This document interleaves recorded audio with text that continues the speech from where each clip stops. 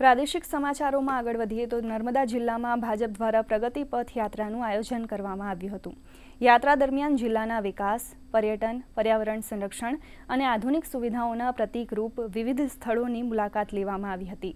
આ યાત્રાનો મુખ્ય હેતુ સરકારની વિવિધ વિકાસલક્ષી યોજનાઓ અને જિલ્લામાં થયેલા સર્વાંગી વિકાસથી જનતાને અવગત કરાવવાનો છે। તો આ યાત્રામાં રાજ્યમંત્રી ઈશ્વરસિંહ પટેલ, सांसद मनसुख वसावा, धारासभ्य डॉक्टर दर्शना देशमुख सहित भाजपना आगेवानो जोड़ाया हता। यात्रा निकली रही है અને જે દેશની અંદરના રાજ્યની અંદર રાજ્ય સરકારને ભારત સરકારના સહયોગથી જે મોટા મોટા પ્રોજેક્ટો નિર્માણ પામ્યા છે અને સમાજને જે ભેટ થયા, રાષ્ટ્રને જે ભેટ થયા છે એવા મોટા મોટા સ્થળોની આજે નર્મદા જિલ્લામાં પણ અમારા પ્રભારી મંત્રી રાજ્ય સરકારના મંત્રીની નેતૃત્વમાં આજે પ્રગતિ પથનો આજે અમારે પ્રવાસ છે।